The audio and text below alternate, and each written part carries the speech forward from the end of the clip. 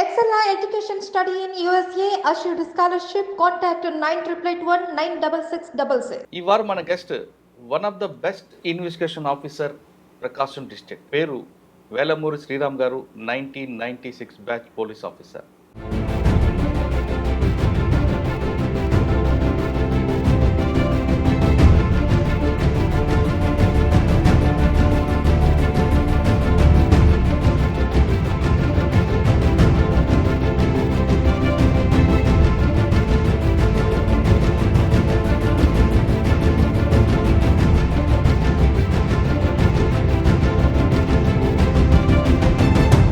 నల్లమల నుంచి ప్రకాశం జిల్లాకు enter peoples వారు ప్రకాశం జిల్లా దాటి ముందుకు వెళ్ళైపోయింది. తన ప్రస్తావన ఏ విధంగా వచ్చింది? దేవాదాయ శాఖ భూముల్లో ఎర్రజెండాలు పాతారు పీపుల్స్ వారు.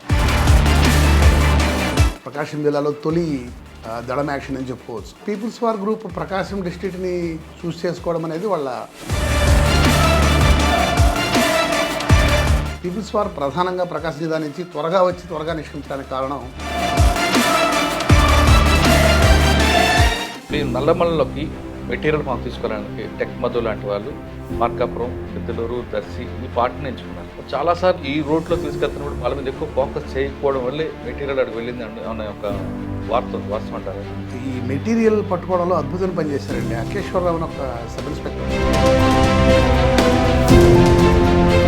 96-97 తర్వాత పోలీసులు they took back the fight in to jungles. అది 3 రాష్ట్రాలకు సంబంధించిన కేసు అయింది. అవును, జరిగింది ఆంధ్రప్రదేశ్, మీరు పట్టుకుంది చెన్నై, మీకు లీడ్ వచ్చింది తెలంగాణ. ఈ అబ్బాయి ప్రకాష్ ఏం చేస్తా అంటే లారీలు కొనడానికి వెళ్ళాడు. అన్ని వైపులు ఓపెన్ అవుతాడు కదా లారీ. అవును, అన్ని వైపులో ఓపెన్ అయ్యేలాగా కస్టమైజ్గా చేయించుకున్నాడు. నైజీరియన్ ఫ్రాడ్ జరిగింది.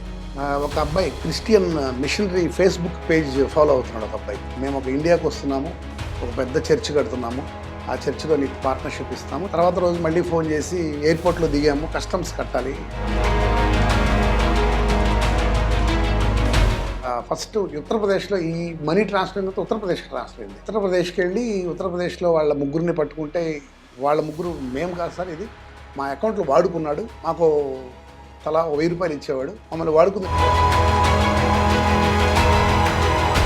అంతా చేసి ఆ అబ్బాయిని రాత్రి 12 గంటలప్పుడు కోర్టు ప్రొడ్యూస్ చేస్తే ట్రాన్సిట్ వారెంట్ ఇచ్చారు. ఆ వారెంట్ మీద అబ్బాయిని ఫ్లైట్లో పట్టుకొస్తాడు మా సే నాయక్ గారు. నేను గిద్దలూరు సర్కిల్లో ఉన్నప్పుడు ఒక మర్డర్ అయిందండి. తన ప్రియుడు పిలిస్తే రాలేదన్న కోపంతో పిల్లాడు ఆడుకోవడానికి వస్తే మన కన్విక్షన్ వచ్చింది, లైఫ్ వచ్చింది ఆవిడకి. Welcome to crime diaries. ఈ వారం మన guest one of the best investigation officer Prakasam district, పేరు వేలమూరి శ్రీరామ్ గారు. 1996 బ్యాచ్ పోలీస్ ఆఫీసర్. ఆయన ఏపీ గవర్నమెంట్లో ఏబీసీ అవార్డుతో పాటు కంబైన్డ్ ఆంధ్రప్రదేశ్లో ప్రకాశం జిల్లాలో పీపుల్స్ వార్ అనేది ఒక సంస్థ ప్రకాశం జిల్లాలో ఉనికిని ఎందుకు కోల్పోయింది, దాని ప్రస్తావన ఏ విధంగా వచ్చింది, తర్వాత ఎందుకు పీపుల్స్ వార్ ప్రకాశం జిల్లాలో దాన్ని ఎక్కువగా ముందుకు వెళ్ళలేకపోయింది అనే విషయంపై పూర్తిగా స్టడీ చేశారు. ఎక్కడైనా క్రైమ్ జరిగితే సాధారణంగా ఒక ఐఓ వెళ్ళి అక్కడ క్లూస్ తీసుకొని వస్తారు. కానీ శ్రీరామ్కి ఒక బ్యాడ్ హ్యాబిట్ ఉందంటారు చాలామంది ఆఫీసర్లు.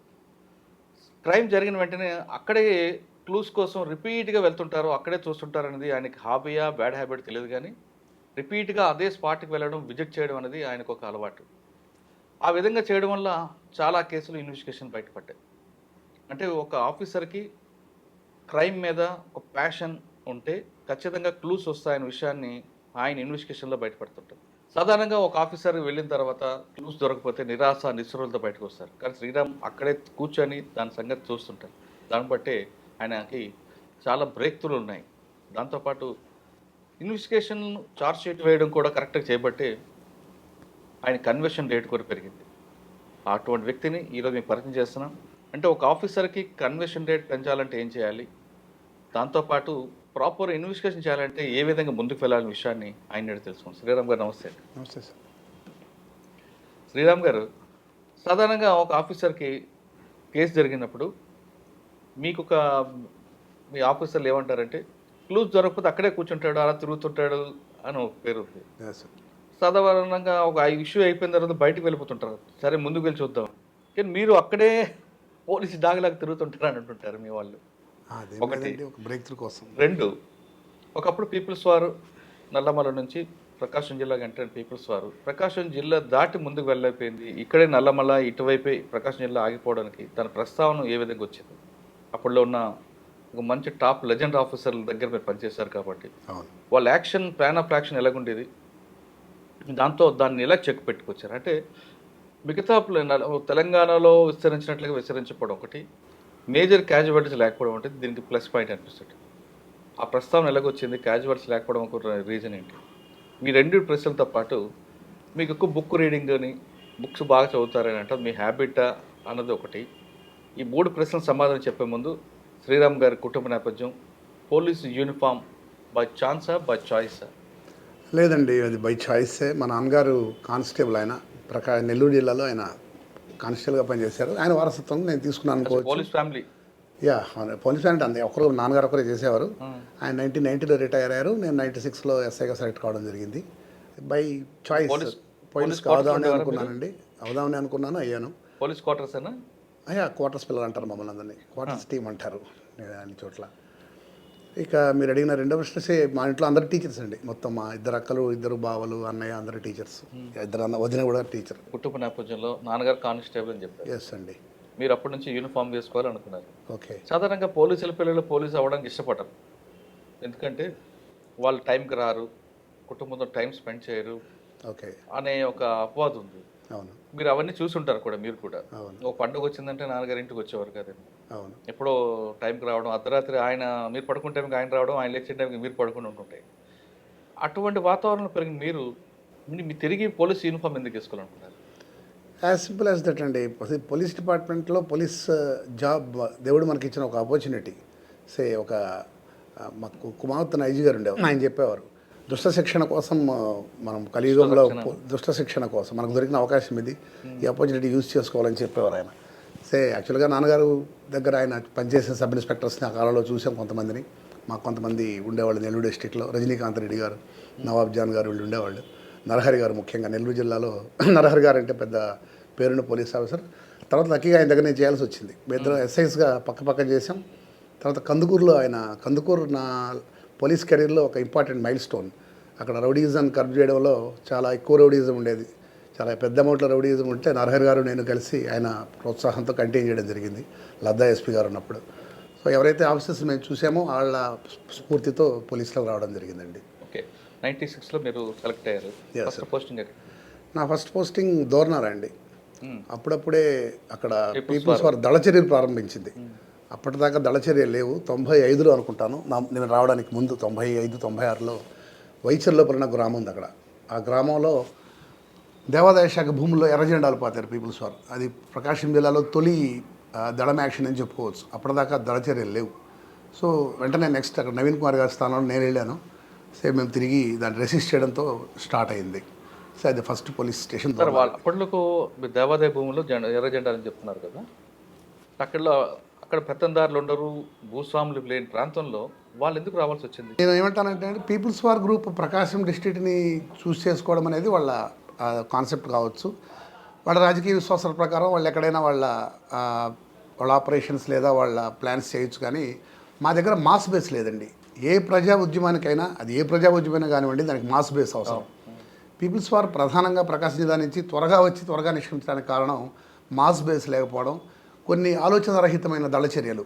ఉదాహరణకి అంతగా చెడ్డవాడు కానీ బొమ్మలాపురం జమీందారు మల్లికార్జున ప్రసాద్ గారిని చంపడం, అంతగా పేరు ప్రఖ్యాతులు లేదా చెడ్డ పేరు లేని విజయమోహన్ అని గిద్దలూరులో ఒక నెమలిగుండం దేవస్థానం చైర్మన్ ఉండేవాడు, ఆయన్ని చంపడం. అలాగే ఎంపీపీలని ఎవరో ఏదో చేయాలి, ఉనికిని చాటుకోవడం కోసం కొన్ని హత్యలు చేయాలన్నట్టు కొన్ని చేయడంతో పీపుల్స్ వార్. అవునండి, అది మేము రాకముందు 92, 99 ప్రాంతం. కానీ ఇక్కడ కమ్యూనిస్ట్ భావాలు ఎక్కువ ఉన్నాయి కదండి, ఆ భావజాలు ఉంటుండగా కూడా ఫెయిల్ అయింది అనుకోవచ్చు. ఆ ప్రయోగం ఫెయిల్ అయిందని కూడా నేను చెప్పను, కానీ వాళ్ళు మాస్ బేస్ కోల్పోవడం వల్ల త్వరగా నిష్క్రమించారు ఇక్కడి నుంచి. యాక్చువల్గా నల్లమల వాళ్ళకి ఒక షెల్టర్ జోన్గా ఉండేది 91, 92 నుంచి. నామమాత్రంగా 2 కమిటీలు ఉండేవి, నెల్లూరు జిల్లా కమిటీ అని, ప్రకాశం జిల్లా కమిటీ అని. ఆ కమిటీలకి డివిఎల్ అని చలమనే పేరు మీకు తెలిసి ఉంటుంది, ఆయన ఉండేవారు. తర్వాత ఇరపని శంకర్ అని ఒక అబ్బాయి, ఇప్పుడు ఆయన బిర్యానీ పాయింట్ పెట్టుకొని చీరాల్లో ఉంటున్నారు. ఈ ఇరపని శంకర్ వీళ్ళంతా అక్కడ నాయకత్వం వహించారు. కానీ దళచర్యలు లేవు, నామమాత్రంగానే ఉండేది. 95 తర్వాత ఇక్కడ బేసిక్గా స్థూలంగా ఇక్కడ ఈస్టర్న్ నల్లమల, వెస్టర్న్ నల్లమల అని ఉంటాయి. ఓకే. ఎర్రగొండపాలెం ప్రాంతము, ఆలాటం అటవీ ప్రాంతము, లేదా అక్కడున్న పాలుట్ల అటవీ ప్రాంతం అంతా ఈస్టర్న్ నల్లమల, దోర్నాల మండలం. గిద్దలూరు నుంచి పైకి అంటే టువర్డ్స్ నంద్యాల అదంతా వెస్టర్న్ నల్లమల. వెస్టర్న్ నల్లమలలో కొద్దిగా దళచర్యలు ఉండేవి. అదంతా షెల్టర్ జోన్గా బేసిక్గా చేసుకునేవాళ్ళు. 98, 99 తర్వాత మీకు ఐడియా ఉంటుంది, వడ్లరామాపురం బుడ్డా వెంగళరెడ్డి గారి ఏరియా, అక్కడ ఏదో గ్రామ కక్షలతో స్టార్ట్ అయ్యి వాళ్ళు పీపుల్స్ వార్ గ్రూప్లో చేరడంతో ఇక్కడ మూమెంట్ ఊపందుకుంది. తర్వాత మీకు ఐడియా ఉంది, 2010 నాటికి ఇక్కడ పీపుల్స్ వార్ దళచర్యలతో సహా ఆ పార్టీ కూడా ఒక అవశేషంగా మిగిలిపోయింది. మీరు చెప్పినట్టుగా నల్లమలలో పీపుల్స్ వార్ షెల్టర్ జోన్ తీసుకున్న మీ ప్రాంతం అంతా కూడా వాళ్ళు ట్రాన్స్పోర్ట్ కారిడార్గా పెట్టుకున్నారు. అవునండి. చెన్నై నుంచి కానీ ఏదో మెటీరియల్ డంప్ చేయాలన్నట్టు. కాబట్టి ఇటువంటి కారిడార్లో వాళ్ళు ఎక్కడ యాక్షన్ చేయరు కదండి. అదే నేను చెప్పాను, ఇందాక చెప్పాను, ఆ పీపుల్స్ వార్ ఇక్కడ కొన్ని దళచర్యల ద్వారా మాస్ బేస్ని కోల్పోయిందని చెప్పాను.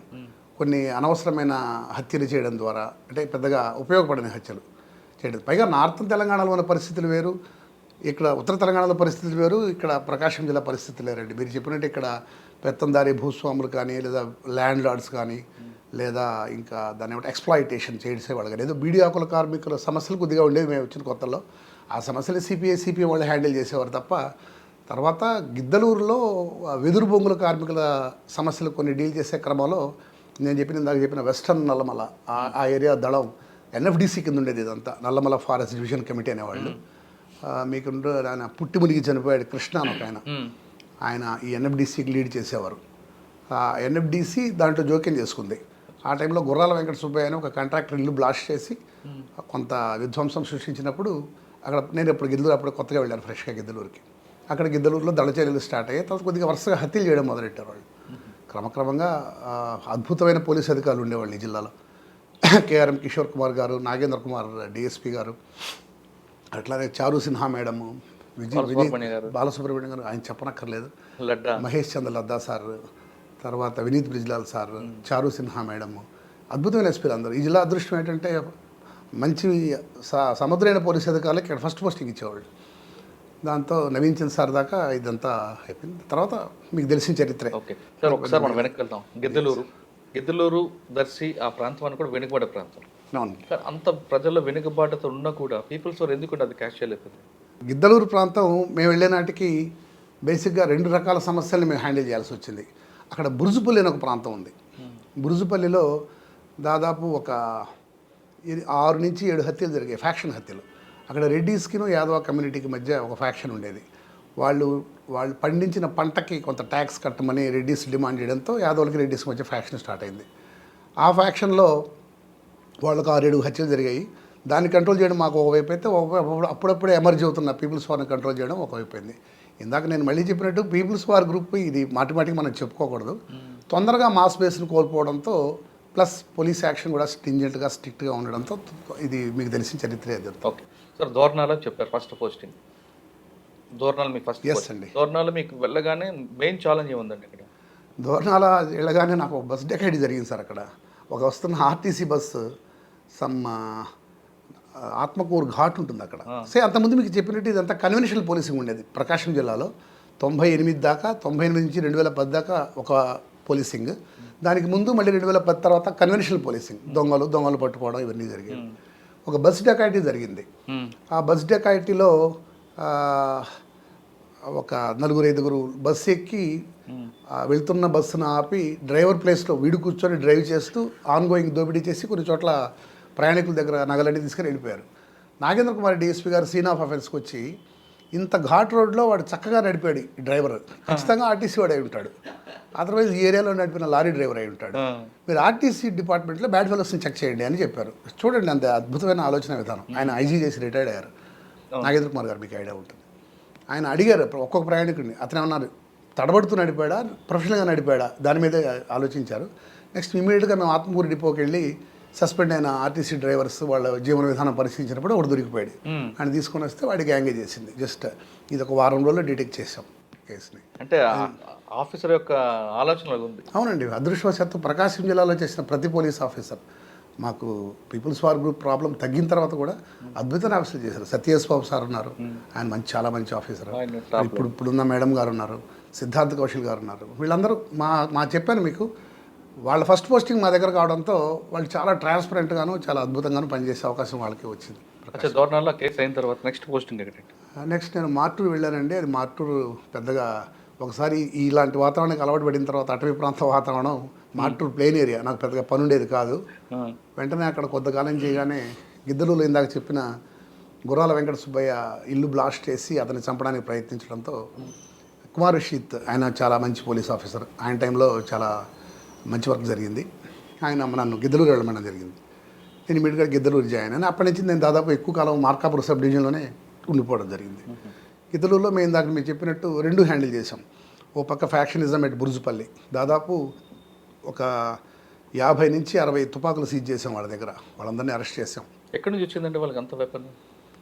రాయలసీమ కల్చర్ అండి. రాయలసీమలో నాటు తుపాకులు అప్పట్లో ముఠాలు ఉండేవి కదా, ఫ్యాక్సిస్టుల వెనకాల నాటు తుపాకులు పట్టుకొని తిరిగే ముఠాలు ఉండేవి, అప్పుడు కూడా ఉండేవి. అక్కడి నుంచి తెచ్చుకునేవాళ్ళు, బాంబులు ఎవరైనా తెచ్చుకునేవాళ్ళు. ఆ ఫ్యాక్షన్ దాదాపు 2.5 సంవత్సరం సాగింది మార్కాపురం, గిద్దలూరులో, మార్కాపురం సబ్ డివిజన్. వైటినాయుడు సిఐ గారు ఉండేవారు. ఆయన మేమందరం కలిసి దాన్ని, ఆ ఫ్యాక్షనిజాన్ని త్వరలోనే రిమూవ్ చేసేసాం. ఐ మీన్ దాదాపు 6 నెలల ప్రాంతంలో అందరిని అరెస్ట్ చేసాం, సీజ్ చేసేసాం. విశ్వజిత్ గారు బాగా ఎంకరేజ్ చేసేవారు. ఫ్యాక్షన్స్ ఆపారు. ఇంకోటి మీరు డెకాయిట్లు కూడా ఉన్నాయి కదా అక్కడ మార్కాపురం?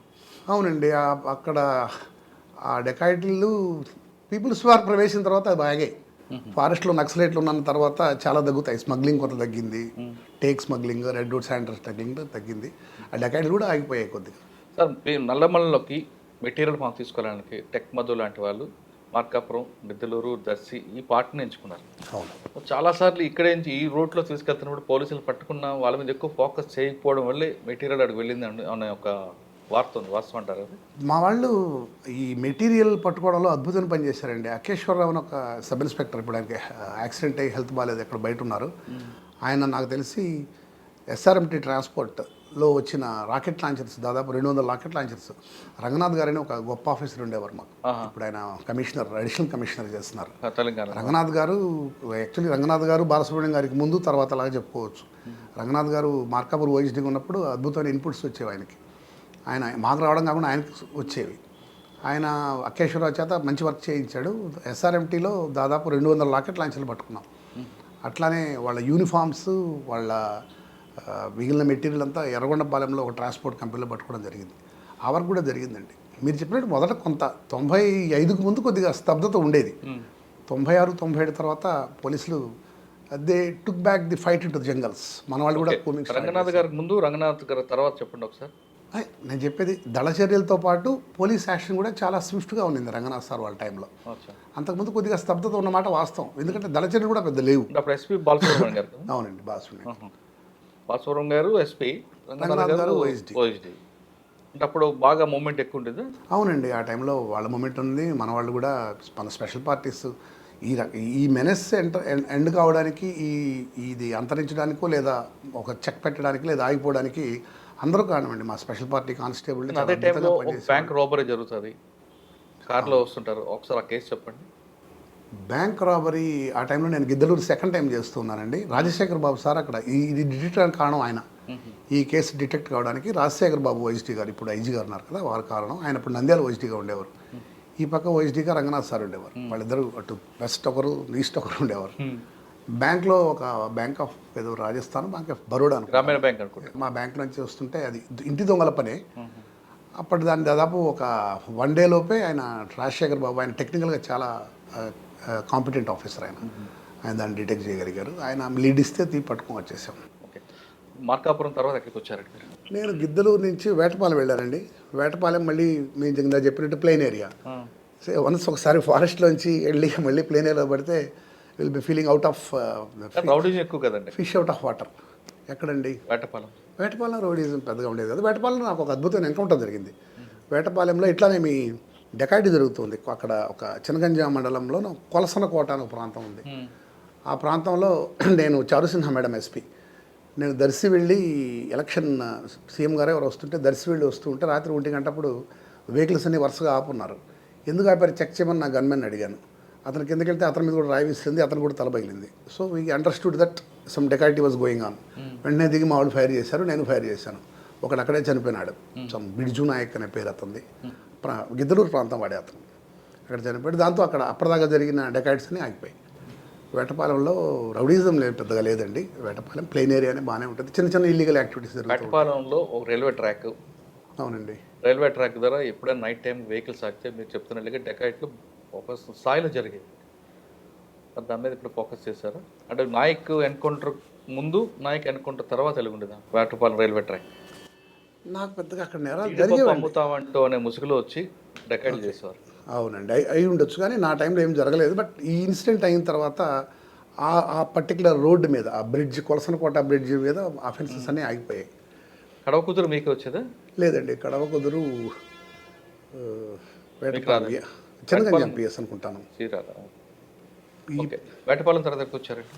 కందుకూరు టౌన్ వెళ్ళానండి. కందుకూరు టౌన్లో బేసిక్గా అక్కడ ఉన్న పెద్ద సమస్య 2004 ముందు కందుకూరులో చాలా రౌడీజం ఉండేది. చాలా ఎక్స్టెన్సివ్ స్థాయిలో ఉండేది రౌడీజం. చట్నీ వేయలేదనేసి వ్యాపారస్తుని చంపేసిన సంఘటన ఉండేది అక్కడ. చట్నీ వేయలేదన్నా? చట్నీ ఎక్కువ వేయలేదని చెప్పి చంపిన సంఘటన, లేదా ఇంకా ఎలక్షన్లో పోలింగ్ సిల్లీ రీజన్స్కి అక్కడ అలా మర్డర్స్ చాలా జరిగాయి. రౌడీజం విపరీతంగా ఉండేది. 70 మంది రౌడీలు ఉండేవాళ్ళు. మాకు ఇన్స్ట్రక్షన్ లద్దా సార్, ఎస్పీ మా మహేష్ చంద్ర లద్దా సార్, ఆయన నెంబర్ 1 ఆఫీసర్. ఆయన పంపడమే చాలా చక్కగా డైరెక్షన్ ఇచ్చి పంపారు. అక్కడ నాకు ఏం చేస్తారో తెలియదు, మీరు నరహరా ఉన్నారు. నరహరా ఆయన చాలా క్యాపబుల్ ఆఫీసర్. మీరు ఏం చేస్తారో తెలియదు, నాకు అక్కడ రౌడీజం ఎండ్ కావాలి, రౌడీజం చెక్ పెట్టాలి, మీకు ఎంత ఫోర్స్ కావాలో తీసుకోండి అని ఆయన ఇచ్చిన ఫ్రీ హ్యాండ్తో అదృష్టవశాత్తు అప్పుడు అక్కడ ఉన్న ఒక స్థానిక శాసనసభ్యుడు కొత్తగా సెలెక్ట్ అయిన ఆయన మహేందర్ రెడ్డి గారు, వారు కూడా మీకు ఫ్రీ హ్యాండ్ ఇస్తాను చేసుకోండి అన్నారు. సో అక్కడ జనరల్గా అంటే నా ఉద్దేశంలో రౌడీజం 2 రకాలుగా ఉంటుంది.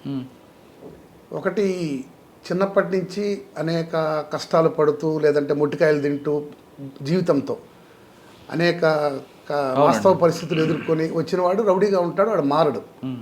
ఎందుకంటే అతనికి ఆ రౌడీజంలో ఉన్న ఆ హ్యాపీనెస్ని అతను కంటిన్యూగా ఎంజాయ్ చేస్తూనే ఉంటాడు. రెండో రకం రౌడీజం ఆధిపత్య భావజాలం వల్ల వస్తుంది. ఒక ప్రాంతం వాడినందువల్ల, ఒక వర్గం వాడినందువల్ల, లేదా ఒక గ్రూప్ వాడినందువల్ల. కందుకూరులో అలాంటిదండి. వాళ్ళని దగ్గర పెద్ద బెండ్ చేయడానికి పెద్ద కష్టపడనక్కర్లేదు.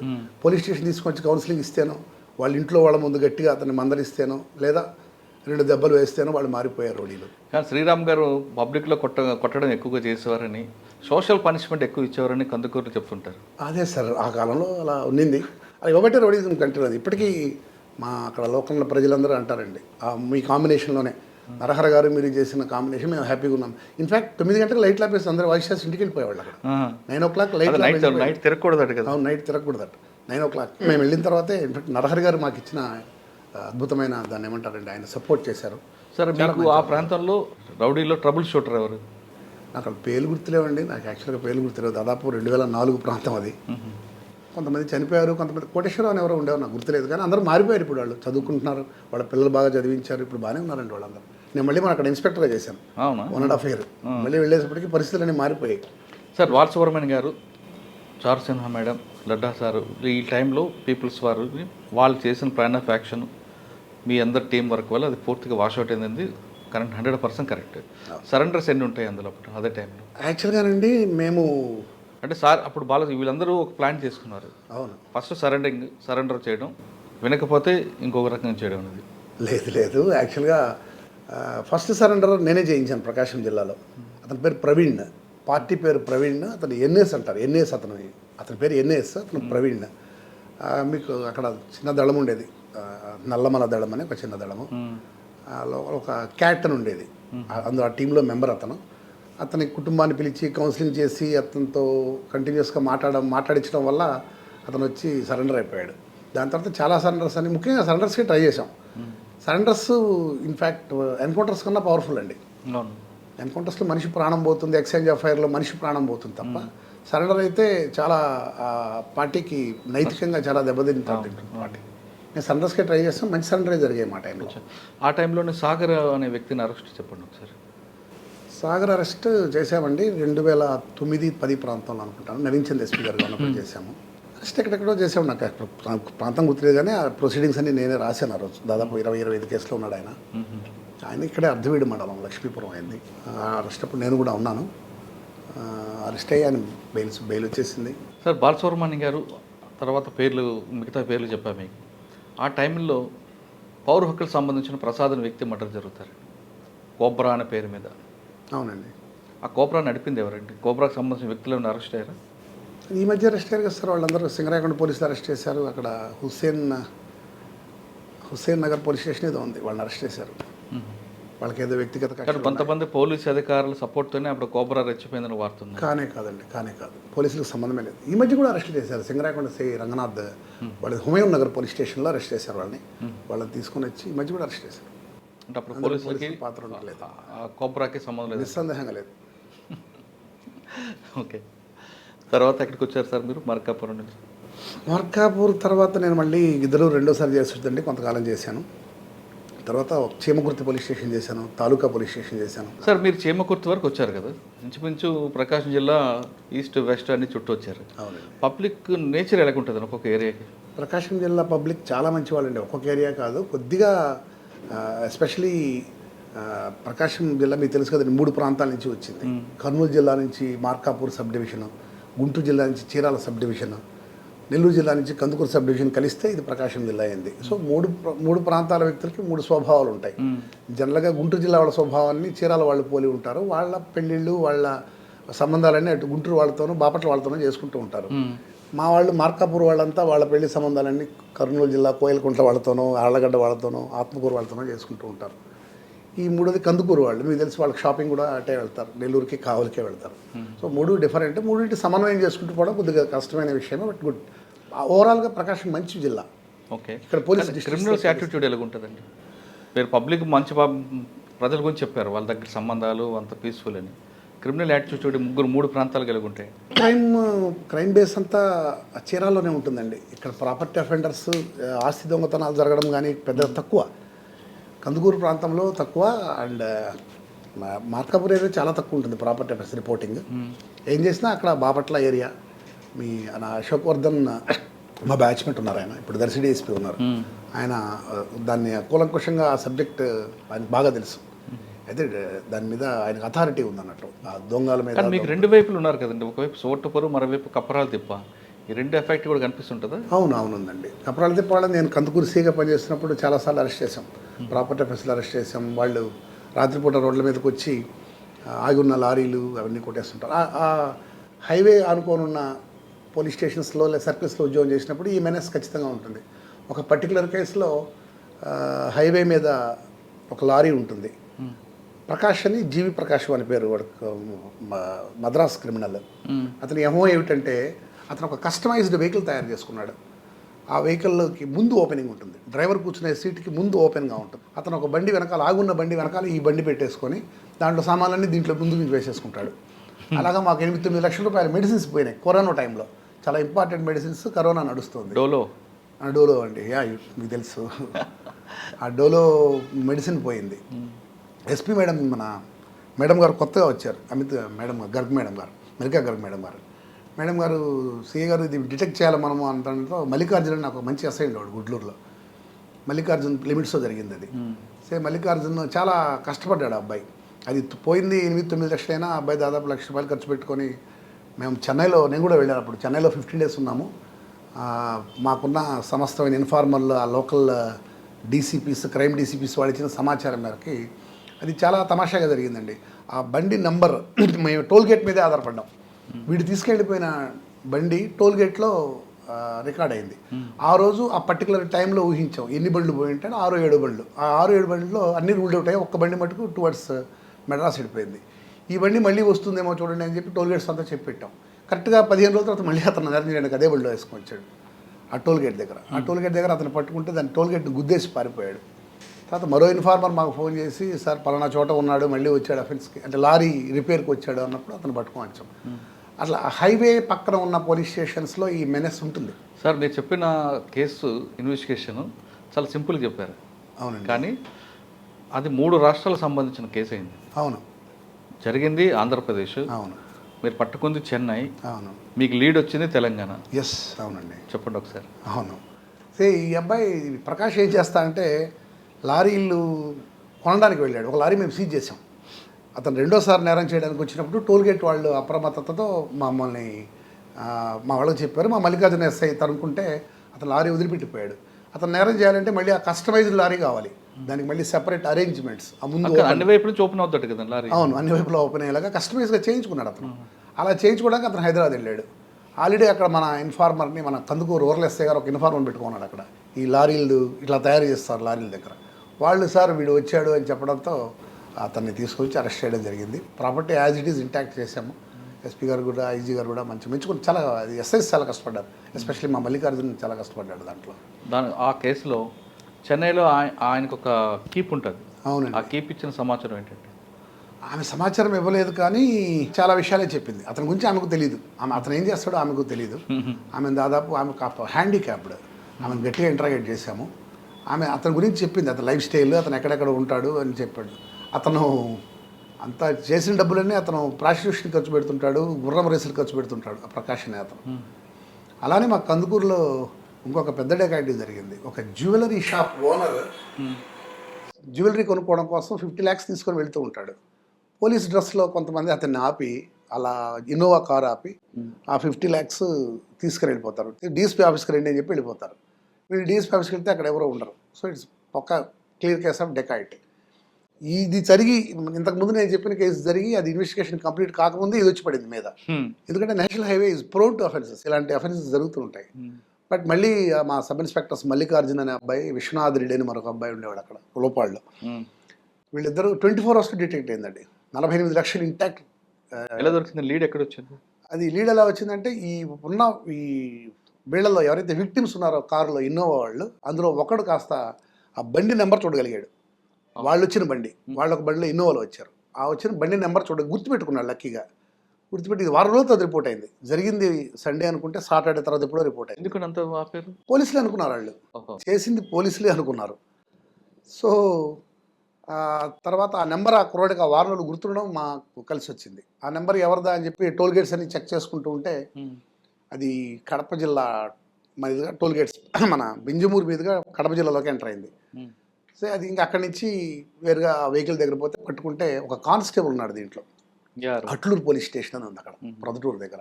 అందులో పనిచేసే కానిస్టేబుల్ ఇచ్చిన ఐడియా ఇది. అతను కాస్త ఫినాన్షియల్గా కొద్దిగా అలా కష్టాల్లోనో అప్పుల్లోనో ఉండడం జరిగింది. అతని దగ్గరకు వచ్చిన పాత నేరస్తుడికి సలహా ఇచ్చి ఆ జ్యువెలరీ షాప్లో పనిచేసే డ్రైవర్ వాడిని ఇండ్యూస్ చేసి వీళ్ళందరూ కలిసి నేరం చేశారు. ఇది కూడా చాలా మంచి పేరు తెచ్చిన కేసు. మేడం గారే ఉన్నారు ఇప్పుడు ప్రకాశం జిల్లా ఎస్పీగా, మన మల్లికా గారికి మేడమే ఉన్నారు. ఐజీ గారు కానీ 1 dayలో తీసుకొని వచ్చేసామండి వాళ్ళని. ఇంటాక్ట్ దొరికింది. ఇంటాక్ట్ 48 lakhs, 2 lakhs పంచుకున్నారు.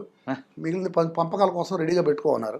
సో విత్ వెహికల్ తీసుకొని వచ్చేసారు. అది అందులో కూడా మా SIs Mallikarjun, Kandukur rural SI అబ్బాయి అంకమ్మని, విశ్వనాథ్ రెడ్డి అని వీళ్ళంతా పక్క. నా దగ్గర మంచి ఎస్ఎస్ ఉన్నారండి మా జిల్లాలో, చక్కగా పనిచేసే ఎస్ఎస్ ఉన్నారు. సార్ మార్కాపూర్ నుంచి ఎక్కడికి వచ్చారండి మీరు ఇన్స్పెక్టర్గా ప్రమోషన్ వచ్చాక? నాకు ఇన్స్పెక్టర్ ఫస్ట్ పోస్టింగ్ దర్శి అండి. దర్శి ఎలాగుందండి క్రైమ్ నేచర్? దర్శి బేసిక్గా సాగర్ కాలువ ఉండడం వల్ల వాళ్ళంతా వ్యవసాయంగా పోతూ ఉంటారు. వ్యవసాయ సమాజం అనుకోండి దర్శి ఎక్కువగా. దర్శిలో పెద్ద నేరాలు కూడా లేవు. దర్శిలో ఉన్నప్పుడు పెద్ద సంఘటనలు ఏమి మాకు రాలేదు. ఫస్ట్ 2 years చాలా పీస్ఫుల్గానే గడిచిపోయింది దర్శిలో. అండ్ దర్శి తర్వాత నేను విజిలెన్స్ ఎన్ఫోర్స్మెంట్ చేశాను ఒక 3 years. ఆ టైంలో ఈ గ్రానైట్ బిల్స్ లేకుండా వెళ్ళే గ్రానైట్ మీద దృష్టి పెట్టాము. ఇప్పుడు ఏదైతే చేమకుర్తి నుంచిను మన బల్లికొరవ నుంచిను బిల్స్ లేకుండా వెళ్ళిపోతుంటాయి. మన ఏపీ స్టేట్ దాటిన తర్వాత ఆ బిల్స్ గురించి ఎవరు పట్టించుకోరు. సో ట్యాక్స్ ఇవేషన్ అంటారు. ట్యాక్స్ ఎగ్గొట్టి వెళ్ళిపోతున్న వాటి మీద దాదాపు 200 కోట్ల దాకా ట్యాక్స్ ఇవేషన్ కనిపెట్టి వాళ్ళందరికీ నోటీసులు ఇవ్వడం జరిగింది. VNDలో అది సాటిస్ఫైగా 3 years సార్. 3 సంవత్సరాలు. 3 years తర్వాత అండి అక్కడి నుంచి నేను మళ్ళీ గిద్దలూరు. నా మ్యాక్సిమం సర్వీస్ అంతా మార్కాపూర్ సబ్ డివిజన్ సార్. ఆ నల్లమల ఫారెస్ట్కే ఎక్కువ దగ్గర ఉంటాం. అక్కడ మళ్ళీ గిద్దలూరు ఎస్ఐగా ఉన్నప్పటికీ సిఐకి వచ్చేసరికి గిద్దలూరులో మార్పు వచ్చిందా? మార్పు చాలా పీస్ఫుల్ అయిపోయింది కదా. గతంలో ఎస్ఐగా పనిచేసినప్పుడు నేను చెప్పాను కదా, నేను దాకా ఫ్యాక్షనిస్ట్తో ఓ పక్క కొట్లాడేవాళ్ళం, ఓ పక్క పీపుల్స్ ఫర్ గ్రూప్తో కొట్లాడుతూ ఉండేవాళ్ళం. ఇప్పుడు చాలా పీస్ఫుల్ గిద్దలూరు. బట్ గిద్దలూరులో ఈ చిన్న చిన్న దొంగతనాలు లాంటివి పెద్ద నన్ను శ్రమ పెట్టేంత లేదా ఇన్స్పెక్టర్ ఇన్వాల్వ్ అయ్యేంత పెద్ద కేసు ఉండదు. అక్కడేమీ పెద్దగా క్రైమ్ ప్యాటర్న్ మారి ఉంటుంది. Giddalur is a place where all kinds of crime happen అండి. అక్కడ అన్నీ జరుగుతాయి. కిడ్నాపులు జరుగుతాయి. గిద్దలూరు అటు పూర్తిగా ఆధునికమో కాదు, అటు పూర్తిగా ప్రాచీనమో కాదు, మధ్యలో ఉంటుంది. ప్రతి గ్రామానికి ప్రతి ఇంటికి ఒక ఆర్మీ అతను ఉంటాడు. ఇండియన్ ఆర్మీకి రిప్రజెంట్ చేసేవాళ్ళు దాదాపు 25,000 మంది దాకా ఉంటారు ఆ ఏరియాస్లో. అందువల్ల రకరకాల క్రైమ్ జరుగుతుంటుంది అక్కడ. ఎక్కువగా నంద్యాల ప్రభావం ఎక్కువ ఉంటుంది వాళ్ళకి. ఇటు పక్క ఆళ్ళగడ్డ ఉంటుంది వాళ్ళకి పశ్చిమ. మీరు సెకండ్ టైం వచ్చేసరికి గిద్దలూరులో మీకు ఎదురైన మంచి కేసు చెప్పండి. గిద్దలూరులో సెకండ్ టైం 2-3 మర్డర్స్ కేసు జరిగాయండి అక్కడ. అంతమించి పెద్ద ఏమి రిపోర్ట్ కాలేదు. ఒక క్రైమ్ జరిగినప్పుడు మీరు ఎందుకు అక్కడే ఎక్కువసేపు టైం స్పెండ్ చేస్తారండి? ఏం లేదండి, క్లూస్ వస్తే డిటెక్ట్ అవుతుంది, అంతమించి ఇంకేం లేదు. అది క్లూస్ వస్తే డిటెక్ట్ అవుతుంది, అంతమించి దాని గురించి పెద్ద ఏమీ లేదు. గిద్దలూరులో సెకండ్ టైం పనిచేసినప్పుడు 3 years చేశాను అక్కడ నేను. మన సత్యేష్ బాబు సార్ ఎస్పీ గారు ఉన్నారు. ఎవరండి? మహేష్ మన బాబు మహేష్ బాబు సార్ ఎస్పీగా ఉన్నారు. వర్మ గారు ఎస్పీగా ఉన్నారు. ఎవరండి? త్రివిక్రమ్ వర్మ గారు ఆహా. మన ఐజీ గారు చేశారు కదా, వారు ఎస్పీగా ఉన్నారు. అంతా అక్కడ పీస్ఫుల్గానే జరిగింది, అక్కడ పెద్దగా ట్రబుల్స్ ఏమీ రాలేదు. మీరు ఇప్పుడు గిద్దలూరు వచ్చేసరికి మహేష్ బాబు గారిని, వర్మ గారిని మీరు అంతకుముందు చూసి ఒక లెజెండ్స్ అని చేసుకుని వచ్చారు కదా, అంటే ఎవరు యాక్షన్ ఎలాగుంటుందండి? అవునండి, అందరూ అద్భుతమైన ఆఫీసర్స్ ఇక్కడ చేసిన వాళ్ళందరూ. సార్ చాలా, యేసుబాబు సార్ ఉన్నారు, చాలా ఇంటెలిజెంట్ ఆయన చాలా అద్దంకి కేసెస్ చేశారు సార్. ఇక్కడ ఉన్నప్పుడు చాలా కేసెస్ డిటెక్ట్ చేశారు సార్. ఏంటండి? అద్దంకిలో కరణం బలరామ కృష్ణమూర్తి గారికి వాళ్ళకి ఏదో ఫ్యాక్షన్ ఉంటే ఫ్యాక్షన్ మర్డర్ ఒకటి జరిగింది, దానికి ప్రతిగా మరొకటి ఏదో జరిగింది, లారీతో గుద్దపోయిన సంఘటన. అవి చాలా అద్భుతం సార్, చాలా చాలా అద్భుతమైన బ్రెయిన్ ఉన్న ఆయన, చాలా అద్భుతంగా చేస్తారు. ఆయన చాలా స్పీడ్గా ఫాస్ట్గా ఆలోచిస్తారు, ఫాస్ట్గా చేస్తారు. ఓకే, గిద్దలూరు దగ్గరికి వచ్చారండి? నేను గిద్దలూరు తర్వాత పొదిలి చేశాను సార్ కరోనా టైంలో. సిద్ధార్థ కౌశల్ గారు మా ఎస్పీ గారు అప్పుడు.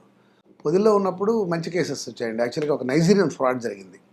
ఇంతవరకు నైజీరియన్ ఫ్రాడ్ రిపోర్ట్ కాలేదు, అరెస్ట్ కాలేదు మన ఈ 2-3 జిల్లాల్లో. ఆ కేసుని ఎస్పీ గారు ప్రతిష్టాత్మకంగా తీసుకున్నారు. అదేమైందంటే ఒక అబ్బాయి Christian missionary Facebook page follow అవుతున్నాడు ఒక అబ్బాయి. వాడికి రోజు బ్లెస్సింగ్స్ దొరికేవి ఆ పేజ్ ద్వారా.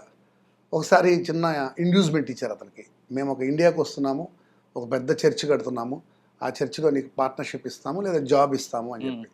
తర్వాత రోజు మళ్ళీ ఫోన్ చేసి ఎయిర్పోర్ట్లో దిగాము, కస్టమ్స్ కట్టాలి, మీకు తెలిసింది ఏమో అనేది, 2 లక్షలు పంపండి అంటే 2 లక్షలు పంపాడు. అలా 17 lakhs ఏదో గడుచుకున్నారు ఆ అబ్బాయి చేత. ఆ అబ్బాయి ఈజ్ ఎ పూర్ బాయ్. ఆ అబ్బాయి ఇట్లా మోసమైన తీసుకున్న తర్వాత రిపోర్ట్ చేశారు. అది కేసు రిజిస్టర్ చేశాము. సార్ సెట్ కాన్ఫరెన్స్లో చాలా క్లియర్గా చెప్పారు, Sriram we're going to detect this, చేయాలి దీన్ని డిటెక్ట్ అని. సైబర్ క్రైమ్లో వచ్చిన తలకాయ నొప్పి ఏమిటంటేనండి, మనము వాళ్ళు ఎక్కడున్నారు అనేది మూలాలు చూస్తే వాళ్ళ మూలాలు జార్ఖండ్లో తేలుతాయి న్యాచురల్లీ, లేదంటే నోయిడాలో తేలుతాయి, లేదంటే జమ్తారాలో తేలుతాయి. ఒక ₹1,00,000 కేసు కోసం మనం జమ్తారా వెళ్ళి జమ్తారాలో లోకల్ పోలీసులతో అడిగి కొట్లాడేదంతా కొద్దిగా కష్టతరంగా అనిపిస్తుంది.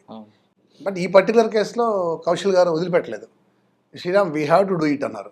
సార్ తప్పకుండా సార్ అని చెప్పి వెంకటేశ్వర్ నాయక్ అని ఇప్పుడు మార్కాపూర్ ఊర్లో వేస్తాయి, ఆ పిల్లవాడిని పంపించడం జరిగింది. ఆ అబ్బాయి ఇప్పుడు కొనకనమెట్లో చేసేవాడు నా దగ్గర. వసంత్ కుంజ్ అని ఉంటుంది ఢిల్లీలో. వసంత్ కుంజ్లో ఈ నైజీరియన్ ఢిల్లీలో మాకు అక్కడ ఫస్ట్ ఉత్తరప్రదేశ్లో ఈ మనీ ట్రాన్స్ఫర్ అయిన ఉత్తరప్రదేశ్కి ట్రాన్స్ఫర్ అయింది. ఉత్తరప్రదేశ్కి వెళ్ళి ఉత్తరప్రదేశ్లో వాళ్ళ ముగ్గురిని పట్టుకుంటే, వాళ్ళ ముగ్గురు మేము కాదు సార్, ఇది మా అకౌంట్లో వాడుకున్నాడు, మాకు తలా ₹1000 ఇచ్చేవాడు, మమ్మల్ని వాడుకుంది నైజీరియన్ అని చెప్పారు. నైజీరియన్స్ని అక్కడ వసంత్ కుంజ్ నుంచి తీసుకురావడం చాలా అప్హిల్ టాస్క్, చాలా కష్టమైన టాస్క్. అక్కడ తీసుకురాలేము వాళ్ళని, వాళ్ళందరూ 6 అడుగులు 2 అంగుళాలు ఉంటారు. లోకల్ పోలీస్ కూడా మనకి హెల్ప్. బట్ మాకు అక్కడ వసంత్ కుంజ్ ఇన్స్పెక్టర్ గారు అతను ఒక ఐసోలేట్ ప్లేస్కి పిలిపించేసి తీసుకోమన్నారు. అక్కడ ఇమీడియట్గా లోకల్ కోర్టులో ప్రొడ్యూస్ చేసి ట్రాన్సిట్ వారెంట్ తీసుకొని అక్కడ మ్యాజిస్ట్రేట్ గారు ఇమీడియట్గా ట్రాన్సిట్ వారెంట్ ఇచ్చారు. అర్ధరాత్రి 11 గంటలకి. ఈ అబ్బాయికి సరిగ్గా హిందీ రాదు, వచ్చిన భాషలో ఈ అబ్బాయి మాట్లాడుతున్నాడు. నేను ఫోన్ చేసి డీసీపీ గారిని, ఎస్పీ గారు ఫోన్ చేసి డీసీపీ గారితో మాట్లాడుతున్నాడు, నేను ఫోన్ చేసి ఇన్స్పెక్టర్ గారితో మాట్లాడుతున్నాను. ఇదంతా చేసి ఆ అబ్బాయిని రాత్రి 12 గంటలకు కోర్టు ప్రొడ్యూస్ చేస్తే ట్రాన్సిట్ వారెంట్ ఇచ్చారు. ఆ వారెంట్ మీద అబ్బాయిని ఫ్లైట్లో పట్టుకొచ్చాడు మా ఎస్ఐ నాయక్ గారు. So that was the first time Nigerian అనేవాడు అరెస్ట్ కావడం అనేది ఫస్ట్ టైం. రికవరీ ఉందండి అందులో? రికవరీ లేదండి, బట్ దాన్ని ఏమంటారు, వాళ్ళు కన్జ్యూమ్ చేసేస్తారు. దే కన్జ్యూమ్ డ్రగ్స్, ఎక్కువగా డ్రగ్స్ కన్జ్యూమ్ చేస్తారు. బట్ వాళ్ళ బ్యాంక్ అకౌంట్స్ అన్ని సీజ్ చేయగలిగాము, అని రిమాండ్ చేసాము. తర్వాత కోర్టులో పొద్దులో మంచి కేసులు ఉన్నాయన్నారు. ఒకటి ఇదండి మన శానిటైజర్స్ కేసు, మీకు ఐడియా ఉంది కదా, శానిటైజర్స్ కరోనా టైంలో సిట్ 13 మంది చనిపోతారు. అవునవును. ఆల్కహాల్ దాన్ని ఏమంటారు, అవైలబిలిటీ తక్కువ ఉండడం వల్ల అక్కడ లోకల్ రిక్షా పుల్లర్స్ వాళ్ళు శానిటైజర్ మీద ఆధారపడ్డారు, అది స్పిరిట్ కాబట్టి. ఆ శానిటైజర్ తాగి దాదాపు 13 మంది చనిపోవడంతో ఇట్ బికేమ్ సెన్సేషనల్. దాంట్లో కూడా చౌడేశ్వరి మేడం ఆధ్వర్యంలో సిట్ వేసినారు. దాంట్లో I was the part of SIT. ఆ సిట్లో పాటు ఆ దొరికిన శానిటైజర్స్ బాటిళ్ళన్నీ మేము అనలైజ్ చేస్తున్నాం. ఏ బాటిల్ కంపెనీ ఏది, కొన్ని వాటి మీద కాగితాలు కూడా చిరిగిపోయి ఉంటాయి, కొన్ని ఇంకా షేప్ డీజనరేట్ అయిపోయి ఉంటాయి. ఈ మొత్తం అక్కడ అక్కడ వాళ్ళు తాగిన బాటిల్ అన్నీ తీసుకొని ఒక్కొక్కటి లైక్ మ్యాగ్నిఫైయింగ్ గ్లాస్లో చూస్తున్నాం ఏ కంపెనీ ఎందుకంటే అన్ని కంపెనీస్కి విజిట్ చేయాలి. లక్కీగా మా కానిస్టేబుల్ అతను ఇండియా మార్ట్ అనే ఒక వెబ్సైట్ ఉంటుంది, ఆ వెబ్సైట్ను చూసి సార్ ఇందులో దొరుకుతుంది సార్ ఈ బ్రాండ్ అన్నాడు. ఇమీడియట్గా మేము ఆ బ్రాండ్ ఎక్కడ తయారవుతుందో దాన్ని హైదరాబాద్లో ఒక industrial area Bollaram industrial raid చేయడం జరిగింది. వాడు హీ అడ్మిటెడ్ సార్ నేను ఎక్కువ 90% స్పిరిట్ వేస్తున్నాను దీంట్లో అని. సో వాడు తీసుకొని వచ్చి జైన్నాడు, దాన్ని తీసుకొని వచ్చి అరెస్ట్ చేయడం జరిగింది. అది గ్రేట్ కేసు, మంచి కేసు అండి. అది కూడా శానిటైజర్స్ కేసు. దాంట్లో అందులో సిట్లో మీరు ఉన్నారు. అవునండి. మీరు ఇంకొక సిట్లో కూడా ఉన్నారు, నెల్లూరు సిట్. అది చిన్న కేసు అండి, అది చిన్న కేసు. అది ఆ సిట్ కాదు కానీ టెంపుల్ సిట్ అని ఒకటి వేసినారు, దాంట్లో ఉంటుంది పొలిటికల్ కేసు డిటెక్ట్ అయిన దాంట్లో. ఏంటి టెంపుల్ సిట్ ఏంటి? అదేం లేదండి, ఆ టైంలో టెంపుల్స్ మీద అటాక్స్ జరిగినప్పుడు ఒక సిట్ వేసి ఉంటుంది. ఆ సిట్ మీరు చెప్పిన సిట్ చాలా చిన్నదండి, ఆ కేసు చిన్నదా, దొంగలు అరెస్ట్ చేసాం అయిపోయింది. అది సిట్ చేయలేనంత. నెల్లూరు సిట్ పెద్దది కాదంట అని కాదు, అయిపోయింది, 1 డేలో అయిపోయిన కేసు అనమాట. అది పెద్దగా పనిచేయాల్సినది. అవునండి. శానిటైజర్ కేసులో చాలా కష్టపడ్డాం మేము, దాదాపు ఒక 10-15 డేస్. సార్ టెంపుల్ సిట్లో మీకు అందులో ఏమనిపించలేదు? కొత్త కోన రాలేదా? ఏం లేదండి, అంతా వాళ్ళంతా మామూలు ఈ నిధుల కోసం చేసేవాళ్ళు. వాళ్ళందరినీ అరెస్ట్ చేశారు, కన్సర్న్ ఎస్ఐసి అందరినీ అరెస్ట్ చేశారు. కానీ సాహు అన్నాడు పేరు ఎందుకు వచ్చిందండి అప్పుడు కనకదుర్గ టెంపుల్ దొంగ కదా మీరు చెప్పేది, అదే మేము చేసింది అది కాదండి. నాకు ఈ కేసు పర్టికులర్ ఈ కేసులో కూడా సాహు అయ్యుండొచ్చు, నాకు ఐడియా లేదు. నాకు అప్పచెప్పింది రాయలసీమలో 2 జిల్లాలు నెల్లూరు, ప్రకాశం చూడమన్నారు. నేను వెళ్ళిన ప్రతి చోట అప్పటికే వాళ్ళకి క్లూజ్ ఉన్నాయి, ఎస్ఐస్ వాళ్ళంతా డిటెక్ట్ చేస్తారు దాన్ని. వదులుతారు దగ్గరికి వచ్చారట? వదిలితే కందుకూరు సార్. కందుకూరు ఉన్నప్పుడు హైవే మీద కందుకూరులో 2 హైవే రాబరీస్. ఒకటి కష్టపడ్డాం అంటే చాలా కష్టపడ్డాం, రెండోది కూడా కష్టపడ్డాం, 1 డేలో అయిపోయింది. ఇందాక చెప్పిన ఫస్ట్ది కొద్దిగా బాగా కష్టపడ్డాం. ఇంకా మీకు బాగా గుర్తున్నవి ఏమున్నాయండి? నేను బాగా కష్టపడింది గెదలూరే సార్. గెదలూరులో సబ్ ఇన్స్పెక్టర్గా ఉన్నప్పుడు ఆ ఫ్యాక్షనిజం మాకు దొరికేవాళ్ళు కాదు. వాళ్ళు రెడ్డిస్ వర్సెస్ యాదవాస్ చాలా ఫెరోషియస్గా ఫైరింగ్ చేసుకునేవాళ్ళు, బాంబులు వేసుకునేవాళ్ళు. వాళ్ళంతా షెల్టర్ పక్కన ఉన్న ఫారెస్ట్లో తీసుకునేవాళ్ళు. వాళ్ళని కబురు చేసి లేకపోతే వాళ్ళ కోసం కూంబింగ్ లాంటివి చేసి స్పెషల్ పార్టీస్ని తీసుకుని వెళ్ళి వాళ్ళని తీసుకొని వచ్చి వాళ్ళకి ఇది కరెక్ట్ కాదురా నాయన అని చెప్పి. ఆ ఊరు ఇప్పుడు చాలా బాగుంది, చాలా మంచిగా వ్యవసాయ ప్రాంతం అది. మంచి వాటర్ సోర్సెస్ ఉన్నాయి, వ్యవసాయం బాగా జరిగే ప్రాంతం. ఆ బురుజుపల్లె పక్కనే కొత్తకోట అనే విలేజ్ ఉంది. ఈ 2 ఫ్యాక్షన్స్తో దాదాపు కుస్తీ చేశాం. ఒక 6 నెలల్లో అన్ని కేసుల్లో అందరినీ అరెస్ట్ చేసేసి వాళ్ళ వెపన్స్ అన్ని సీజ్ చేసి వాళ్ళని అరెస్ట్ చేసాం. అప్పుడు శేషారెడ్డి అనుకుంటాను అతని పేరు, ఆ faction leader. Now he's in Hyderabad, పిల్లలతో అక్కడ సెటిల్ అయిపోయారు. ఆయన కూడా అరెస్ట్ చేసామో అయిపోయింది. అంతా బెయిల్స్ వచ్చేసి కేసులు కూడా వాళ్ళందరూ పరస్పరం ఇది చేసుకున్నారు, రాజీ పడ్డట్టున్నారు. మొత్తానికి ఇప్పుడైతే లేదండి. మీరు డిపార్ట్మెంట్కి వచ్చేసరికి ట్రెడిషనల్ క్రైమ్ నడిచేది. అవును. తర్వాత వైట్ కాలర్ అఫెన్స్, తర్వాత ఇప్పుడు సైబర్ క్రైమ్. అవును. ట్రెడిషనల్ క్రైమ్లో మీకు చాలా ఈజీగా ఉండేవి, పలానా ఎంఓ వాడు చేసే వీడియోస్ పికప్ చేసేవారు. వైట్ కాలర్ అఫెన్స్ కంటే దానికి ఉండదు. సైబర్ క్రైమ్లో కొంచెం ఇన్పుట్స్ ఎక్కువ పెట్టాల్సి వస్తుంది, ఇన్పుట్స్ రావు. మీరు ఎలా దీన్ని ట్రేస్ చేస్తారు? మీకు మిగతా కేసులు అనుకోండి, పబ్లిక్ హ్యూమన్ ఇంటెలిజెన్స్ పనిచేస్తుంది, తెలుస్తుంది. ఈ కేసులో మీరు ఏ విధంగా? పూర్తిగా టెక్నికల్ ఇంటెలిజెన్స్ అండి, పూర్తిగా టెక్నికల్గానే ఆధారపడాలి వీటి మీద. మనం చాలా ఇది కూడా కన్వెన్షనల్ క్రైమ్ లాగానే అకౌంట్ ఎవరి దగ్గరికి వెళ్ళింది, డబ్బులు పోతాయి కదా. ఒక అద్భుతమైన కేసులో మేము ఛార్జ్షీట్ వేసాం కందుకూరులో. ప్రవీణ్ అని ఒకరోడు ఉంటాడు గుడ్లూరు పోలీస్ స్టేషన్లో. ఇది కూడా మల్లికార్జున్ కష్టపడ్డ కేసు. ఇది ఈ ట్రేడింగ్ జరుగుతుంటుందండి, ఆన్లైన్ ట్రేడింగ్. దాన్ని ఏమంటారు, యాలకులు కొంటారు. ఈరోజు మార్నింగ్ 5,000కి, సాయంత్రంకి 5,700 లాభం వస్తుంది. అట్లానే మల్టీ లెవెల్ మార్కెటింగ్ కాదు, ఒక యాప్, ఒక వెబ్సైట్ ద్వారా ట్రేడింగ్ జరుగుతుంటుంది. ఈవినింగ్ ఒక 1,000 రూపాయలు లాభం చూపిస్తారు. ఒక 5 రోజులు 6 రోజుల తర్వాత 1 lakh డిపాజిట్ చేయి, నీకు సాయంత్రంకి 1,20,000 నీ బ్యాంక్ అకౌంట్లో వేస్తూ ఉంటారు. అట్లా పెంచుకుంటూ ఒకసారి వాళ్ళ చేత 12-13 వేయించుకున్నారు ఆ ప్రవీణ్ చేత. వన్స్ యాప్ క్లోజ్ అయిపోయింది, వెబ్సైట్ పనిచేయట్లేదు. అది క్లాసికల్ కేసు. ఆ అబ్బాయి సాఫ్ట్వేర్ ఇంజనీర్. ఓకే. అతను 13 lakhs ఏమో వేస్తున్నాడు. He came to me. సరే కేసు రిజిస్టర్ చేయమని చెప్పాను. స్టార్ట్ చేసాం. నేను అకౌంట్స్ ఎలా జరిగింది, ఇంకా వెబ్సైట్ చాలా ఉంటాయి టెక్నికల్ డీటెయిల్స్. ఆ డీటెయిల్స్లోకి వెళ్తే నోయిడా బేస్డ్ ఒక కంపెనీ అది. వాళ్ళ వెబ్సైట్ ఓపెన్ చేసి వాళ్ళ డైరెక్టర్స్ ఎవరు అన్నీ తెలుసుకొని, all the way my sub inspector అంకం అనుకుంటాను, మన బెంగళూరు అక్కడికి పంపించి వాళ్ళ దాన్ని ఏమంటారు ఆ కంపెనీ డైరెక్టర్స్ తెలుసుకొని వాళ్ళతో మాట్లాడి వాళ్ళ నేరం అడ్మిట్ అయ్యారు. బట్ వాళ్ళు ఇష్టపడలేదు రావడానికి. ఛార్జ్షీట్ వేసాం. కొద్దిగా టెక్నికల్గా కొద్దిగా ఇప్పుడున్న పిల్లల ఎస్ఐస్ వాళ్ళంతా ఐటీ బ్యాక్గ్రౌండ్ ఉంది కాబట్టి వాళ్ళు కష్టపడి చేస్తున్నారండి. చేయొచ్చు, కానీ ఇందాక నేను చెప్పిందేనండి, ఒకడికి 15,000 20,000 జరుగుతుంది లాస్. మూలాలు జంతారాలో ఉంటాయి. ఆల్ ద వే మనము ఈ జంతారాకు పోకుండా ఒక సైబర్ సెల్ లాంటిది ఉంటే బాగుంటుంది. అన్ని కేసులు కలిపి ఒకే ఆఫీసర్ చేస్తే బాగుంటుంది. అంటే మీరు అన్నట్లు ఇప్పుడు వస్తున్న జనరేషన్ కూడా టెక్నికల్ మీద ఎక్కువగా డిపెండ్ అవుతున్నారు. అవునండి. కానీ మీలాంటి వాళ్ళందరూ కూడా హ్యూమన్ ఇంటెలిజెన్స్ డిపెండ్ అయ్యారు. పబ్లిక్తో ఇంటరాక్ట్ అవ్వడం వల్ల మీకు ఎక్కువ ఫార్చునేట్ మాకు రెండు దొరికినాయండి. అటు ఆ యుగం చూసాం, ఆ జనరేషన్ చూసాం. కన్వెన్షన్ మేము వచ్చిన కొత్తలో చాలా పెద్ద పెద్ద ఆఫీసర్స్ ఉండేవాళ్ళు, క్రైమ్ చేసేవాళ్ళు. వాళ్ళని చూసాము. ఇప్పుడు ఈ ఆఫీసర్స్ ఉన్నారు, అంత టెక్నికల్ కాదు, ఈ ఆఫీసర్స్ చూసాం. కానీ టెక్నికల్ మీద డిపెండ్ అవ్వడం వల్ల హ్యూమన్ ఇంటెలిజెన్స్కి ఎక్కువగా నెగ్లెక్ట్ చేస్తున్నారని వాదన ఉంది. వాస్తవం అంటారా అంటున్నాను. నెగ్లెక్ట్ చేయకూడదండి. Human intelligence always. నేను మీకు చెప్పిన కేసులో మాకు హైదరాబాద్ నుంచి ఆ ఇన్ఫార్మర్ మాకు ఫోన్ చేయకుండా ఉంటే మేము వాడిని ఎప్పటికీ పట్టుకోగలిగేవాళ్ళం కాదు. హ్యూమన్ ఇంటెలిజెన్స్ ఉండాలి. టెక్నికల్ ఇంటెలిజెన్స్ ఎలా రిక్వైర్డ్, అది నెసెసిటీ. శ్రీరామ్ గారికి ఒక ఎఫ్ఐఆర్ వచ్చి కంప్లైంట్ వస్తే సార్ అసలు ఫాస్ట్గా ఎఫ్ఐఆర్ చేయండి అని ముందు పంపిస్తారు. దాన్ని కొంచెం కూడా ఆలోచించుకుంటూ ఉంటారు. అంటే పెట్టి కేసు కూడా దాన్ని FIR is a document which sets criminal law into motion. అది కడితే క్రిమినల్ లా కదులుతుంది. ఎఫ్ఐఆర్ వాయిదా వేయడం లేదా కేసు కట్టకపోవడం కరెక్ట్ కాదండి. కానీ ఆ స్పీడ్లో కొన్ని ఇబ్బందులు కూడా ఎదురవుతుంటాయి అనేది తప్పనిసరి. ఇవన్నీ ప్రొఫెషనల్ హజార్డ్స్ ఉంటాయి. ముందు కేసు రిజిస్టర్ చేయబడి, నేను అందరికీ చెప్తుంటాను, మనం ఉన్నదే కేసులు కట్టడానికి కదా, హెసిటేట్ చేయొద్దు, కట్టండి. పెట్టి కేసులు కూడా ఎందుకండి? అది సార్ పెట్టి కేసెస్ అంటే నాకు అర్థం కాదు. ఏ చిన్న కేసు వచ్చిన ముందు ఎఫ్ఐఆర్ ఇష్యూ చేయండి. ఎఫ్ఐఆర్ ఇష్యూ చేయడం మంచిదండి. ఎఫ్ఐఆర్ ఇష్యూ చేయడం మనకే కానీ ప్రొటెక్షన్. ఎఫ్ఐఆర్ ఎక్కువ ఇష్యూ చేస్తే క్రైమ్ రేట్ పెరిగిందంటూ మీ సూపీరియర్స్ కూడా మీకు అలా ఏం లేదండి, అది పాతకాలం. ఇప్పుడు ఏం లేదు. అందరూ ఆల్ ఎస్పీస్ కట్టమని ఎంకరేజ్ చేస్తున్నారు. ఇప్పుడు ఎఫ్ఐఆర్ కట్టడం మంచిదే, మనకు ప్రొటెక్షన్ కదా. అంటే మనకు ముందుకు వెళ్ళడానికి అవకాశం ఉంటుంది. అవును, నాకు చెప్పినట్టు ఇట్ సెట్స్ దాని క్రిమినల్ లా ఇంటూ మోషన్. వెంటనే మన పని మనం స్టార్ట్ చేసుకోవచ్చు. మనకు లీగల్ ప్రొటెక్షన్ ఉంటుంది, కవర్ ఉంటుంది. ఎఫ్ఐఆర్ లేకుండా చేయలేం కదా, కొన్ని పనులు చేయలేము. అవునండి. కానీ ఆ స్పీడ్ అన్నిట్లో పనికిరాదు కదా. అలా ఏం లేదండి. ఎఫ్ఐఆర్ కట్టడం అసలు అది మ్యాండేటరీ. చట్టం చెప్తుంది. 154 CRPC envisages and directs the police professional to register case. మీరు కట్టాలని ఎన్విసేజ్ చేస్తుంది కదా, కట్టాలి. కానీ క్రైమ్ రేట్ పెరిగిందంటూ మీకు మీటింగ్లో అడిగితే ఏమి ఉండదండి. అప్పుడెప్పుడో పాతకాలంలో డిఎస్పీలు సీఏలు అలా చేసేవాళ్ళు. కానీ ఇప్పుడు ఎంత కట్టినా దానికి కంపేర్ చేసుకుంటే, నేను గిద్దలూరు ఎస్ఐగా ఉన్నప్పుడు 200 కేసులు కడితే ఎక్కువ. ఇప్పుడు గిద్దలూరు ఎస్ఐ 600 చిల్లర కడుతున్నాడు. అవునా? 600 కేసెస్ ఉన్నాయి గిద్దలూరులో.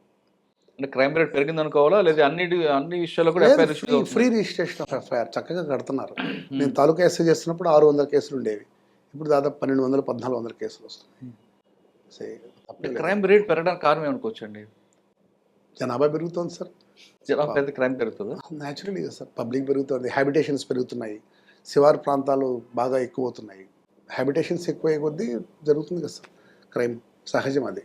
అవుట్స్కట్స్లో వరుసగా నగరాలు ఈ రకంగా విస్తరిస్తున్నాయి, టౌన్స్ అన్ని. శ్రీరామ్ గారికి క్రైమ్ పొల్యూషన్ ఇష్టమా, లా అండ్ ఆర్డర్ ఇష్టమా, ట్రాఫిక్ ఇష్టమా?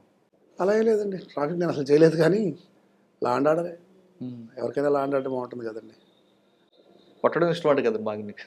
ఇప్పుడు లేదండి, ఇప్పుడు అసలు ఎవరు కొట్టట్లేదు. అంటే ఒకప్పుడు కొట్టేవారా? కొన్ని థింగ్స్ కంట్రోల్ చేయడం కోసం కొన్ని చేయాల్సి వచ్చేది. ఇప్పుడు లేదు కదండి. ఇప్పుడు చాలా అవగాహన వచ్చేది, దాన్ని ఏమంటారు, అందరిలో అవేర్నెస్ వచ్చేసింది. ఎవరు కొట్టడానికి ఇష్టపడలేదు, కొట్టించుకోవడానికి లేదా ఎవరు ఇష్టపడలేదు. ఇప్పుడు మారింది కదండి చాలా. శ్రీరామ్ గారు వృత్తి గురించి మాట్లాడడం, ప్రవృత్తి గురించి మాట్లాడదాం. బుక్స్ రీడింగ్, వాటి మీద ఎక్కువ రాయడం, వాటి మీద ఎక్కువగా మీ ఫోకస్ చేయడానికి ఉద్దేశం? నేనేమి రాయలేదండి, బట్ నేను బాగా చదువుతాను, విస్తృతంగానే చదువుతాను, బాగానే చదువుతాను. ఇన్ఫ్యాక్ట్ నాకు పర్సనల్ లైబ్రరీ ఉంది, చాలా ఎక్కువ పుస్తకాలే ఉన్నాయి. ఎందుకు చదువుతానంటే చదవడం అనేది తప్పేం కాదు, మానసిక అవసరం. ఉదాహరణకి మనకున్నవన్నీ చాలా పరిమితమైన అనుభవాలు, చాలా సంకుచితమైన ఇవి ఉంటాయి మనకి, ఎక్స్పీరియన్సెస్. వాటి నుంచి బయటపడాలంటే ప్రపంచాన్ని కొత్త కళ్ళతో చూడాలి. In fact books are my escape from the world. Books are windows to the world. అవి మనకి ప్రపంచానికి కిటికీ చూపిస్తాయి. మనం అంటే మనకి వెస్ట్ బెంగాల్లో ఏం జరుగుతుందో మనకు తెలియదు. ఒరియాలో కోదాపు ఏదో జాతాపుల అని మీకు తెలిసి ఉంటుంది. ఆ తెగల మీద ఒక అద్భుతమైన నవల వచ్చింది, అమృత సంతాన. అలాంటి పుస్తకాలు చదివితే వాళ్ళ లైఫ్స్ కూడా తెలుస్తాయి మనకి ముందు కంపాషన్ పెరుగుతుందండి. బుక్స్ చదవడం వల్ల ఉపయోగం ఏంటంటే మనకు కంపాషన్, అవతల వాడి ఎంపతి, అవతల వాడి మీద కొద్దిగా మనం ఆలోచించడం అలాంటి పెరుగుతాయి. నేను ఎంకరేజ్ ఎవ్రీబడి, నేను అందరినీ చదవమనే చెప్తాను. ఇన్ఫ్యాక్ట్ మేము బుక్ రీడర్స్ క్లబ్ కూడా పెడుతున్నాం త్వరలో ఒంగోలులో. బుక్స్ చదవడం నాకు ఇచ్చిన మంచి అలవాటు. అంటే మీకు చెప్పినట్లుగా హిస్టరీ మీద ఎక్కువ ఉంటుందా, క్రైమ్ మీద ఎక్కువ చూస్తుంటారా? అయ్యో, క్రైమ్ పుస్తకాలు పెద్దగా చదవండి, నాట్ ఎట్ ఆల్. అన్నీ సీరియస్ లిటరేచరే. క్రైమ్ గురించి చాలా తక్కువ. క్రైమ్ పుస్తకాలు అంటే సినిమాలు చూస్తాం, క్రైమ్ సరిపోతుంది. మనకున్న లైఫ్లో ప్రాక్టికల్గా చేసిన క్రైమ్ సరిపోతుంది కదా, మళ్ళీ పుస్తకాల్లో కూడా క్రైమ్ ఎందుకు అవసరం లేదు. సీరియస్ లిటరేచర్ నాకు ఈ మధ్య మంచి సాహిత్యం వస్తుంది తెలుగులో మంచిగా చదువుతాను. శ్రీరామ్ గారి కుటుంబం గురించి చెప్పండి సార్, ఫ్యామిలీ, పిల్లలు. సార్ నేను ఒక హైదరాబాద్ది అండి. మా మామగారు కూడా పోలీస్ ఇన్స్పెక్టర్. ఆయన దామోదర్ గారిని హైదరాబాద్ సిటీ పోలీస్, దామోదర్ గారిని హైదరాబాద్ సిటీ పోలీస్ రిటైర్ అయ్యారు. ఆయన దామోదర్ గారా? దామోదర్ 90లో రిటైర్ అయ్యారు, మీకు తెలిసే ఇన్స్పెక్టర్. ఆయన నా వైఫ్, ఆయన కూతురు, నాకిద్దరు పిల్లలండి. వాళ్ళిద్దరు బీటెక్ చేసి జాబ్స్ చేస్తున్నారు. ఒక అబ్బాయి నాసిక్లో ఉంటాడు, ఒక అబ్బాయి బెంగళూరులో ఉంటాడు. మొత్తం మరి వాళ్ళకి ఎందుకు కాకి? నేను అడిగానండి వాళ్ళని ఏమన్నా ప్రయత్నం చేస్తారా అని. లేదు వాళ్ళిద్దరు ఐటీ అటు వెళ్ళిపోయారు సార్ వాళ్ళిద్దరు. ఈ సర్వీస్లో క్రైమ్ మన కన్వర్షన్ రేట్ ఎలాగుందండి? కన్విక్షన్స్ బాగానే వచ్చేసారు. కన్విక్షన్స్ వచ్చినప్పుడు ఈ మధ్య నేను గిద్దలూరు సర్కిల్లో ఉన్నప్పుడు ఒక మర్డర్ అయిందండి. ఒక లేడీ తన పేరామర్ ఏమంటారు, తన ప్రియుడు సమయానికి రాలేదన్న కోపంతో, పిలిస్తే రాలేదన్న కోపంతో 4 ఏళ్ల తన కొడుకుని చంపేస్తుంది. అతని కొడుకుని. ప్రియుడు రాలేదని ప్రియుడు కొడుకుని చంపుతుందా? ప్రియుడు రాలేదు పిలిస్తే. వాడు కొంతకాలం అక్రమ సంబంధం పెట్టుకొని మానుకున్నాడు, పెద్దలు మందలిస్తే మానుకున్నాడు. ఈమె వాడిని పిలుస్తూ ఉంది రమ్మని. వాడు రానందుకు ఆ పిల్లాడు ఆడుకోవడానికి వస్తే వాడు గొంతు పిసికి చంపేసి గడ్డి దీంట్లో వేసి కప్పేసింది. ఆ కేసు నేనే ఇన్వెస్టిగేషన్ చేశాను. అది మన కన్విక్షన్ వచ్చింది, లైఫ్ వచ్చింది ఆవిడకి. అలాంటప్పుడు కొద్దిగా సంతోషం కలుగుతుంది. సార్, ఇప్పుడు నెక్స్ట్ జనరేషన్ వాళ్ళకి ఒక మెసేజ్ చెప్పండి. ఒక కేసులో ఇన్వెస్టిగేషన్ చేసి పక్కా కన్విక్షన్ రావాలంటే ప్రాపర్గా ప్రొసీజర్. ఎస్ సార్, యాక్చువల్లీ నేను మన కందుకూరులో చేసినప్పుడు ఒక శ్రీనివాసరెడ్డి అని ఉంటాడండి, పక్కనే కందుకూరు రూరల్ మాచవరం విలేజ్లో. అతనికి ఒక అవయవాలు కదలలేని ఒక కూతురు ఉంటుంది.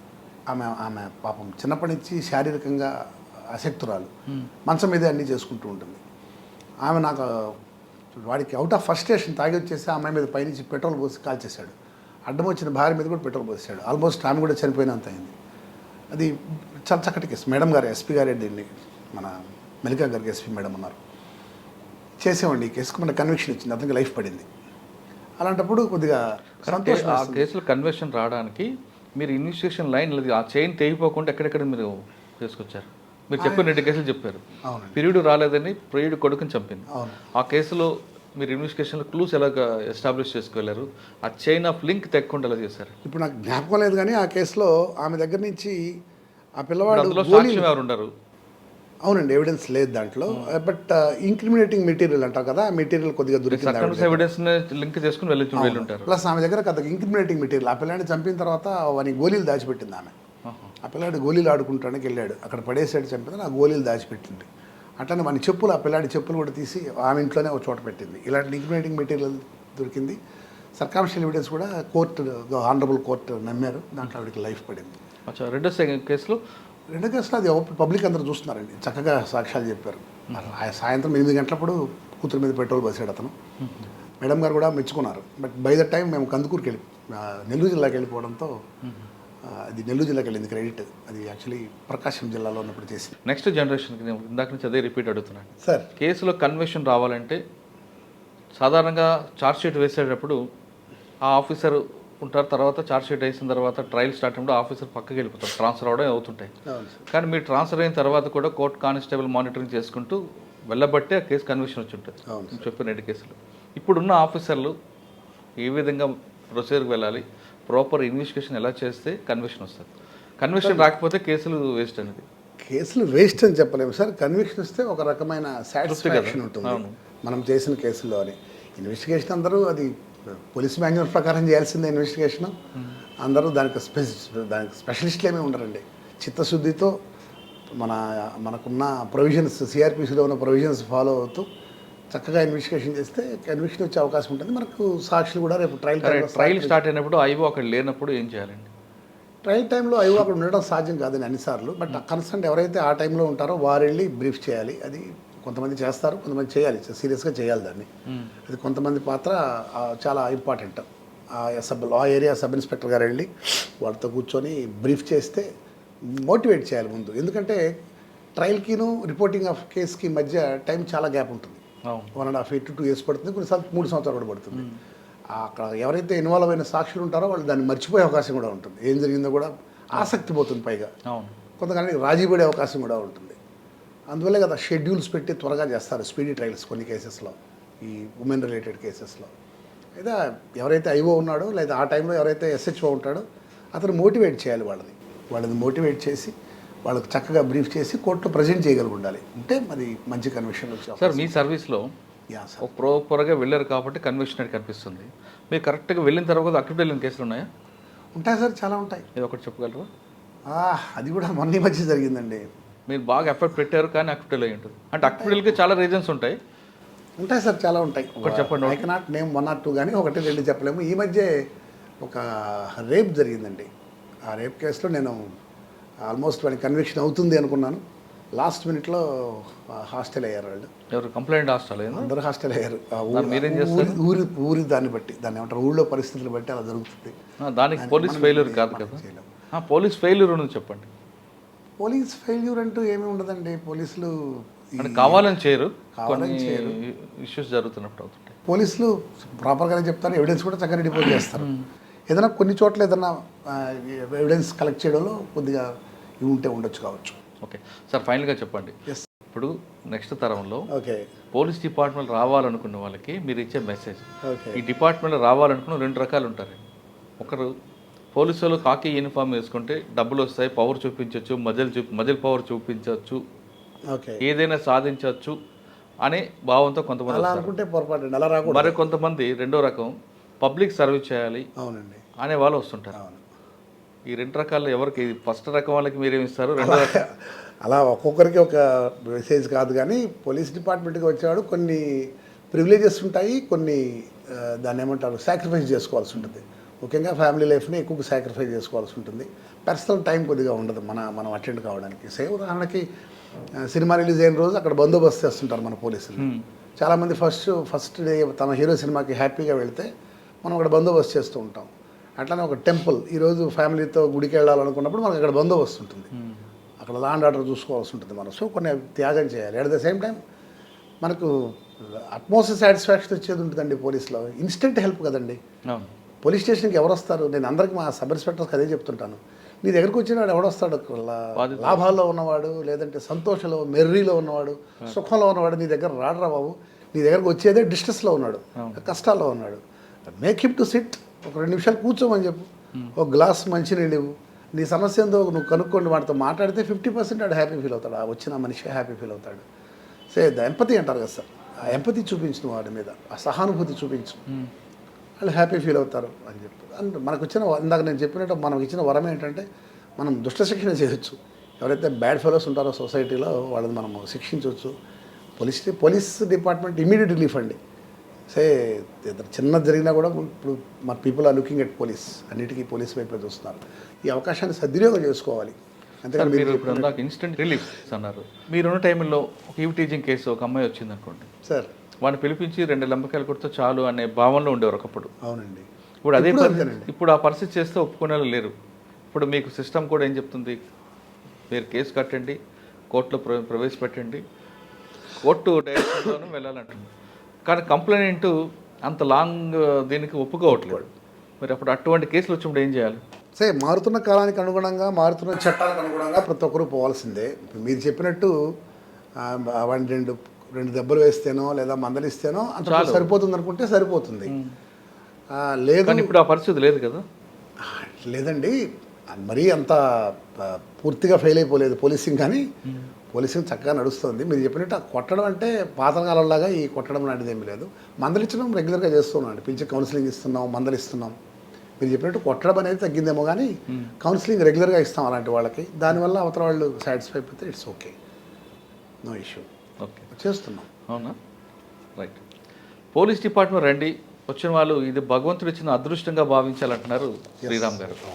ఇందులోకి వచ్చిన తర్వాత కుటుంబాలు త్యాగాలు చేయాలి అనే విషయాన్ని మర్చిపోకుండా రండి, అలాగని కుటుంబాలు మాత్రం నిర్లక్ష్యం చేయొద్దని చెప్తున్నారు. 2 కళ్ళులుగా చూసుకోవాలి. కానీ ప్రజలకి ఏ కష్టం వచ్చినా, కేవలం కొట్లాటే కాదు, ఏ కష్టం వచ్చినా ముందు పోలీసులు గుర్తొస్తాడు. కాబట్టి ఈ ఉద్యోగం చాలా అదృష్టంగా ఉంటుంది. కానీ డబ్బుల కోసం వేరే ఉద్దేశాలతో మాత్రం ఈ డిపార్ట్మెంట్ రావద్దంటూ చెప్తున్నారు. ఇది ఈ వారం శ్రీరామ్ గారితో ఎక్స్క్లూజివ్ ఇంటర్వ్యూ. వచ్చే వారం మరో గెస్ట్తో మళ్ళీ కలుద్దాం. అంతవరకు నమస్తే. Thank you sir. Thank you very much.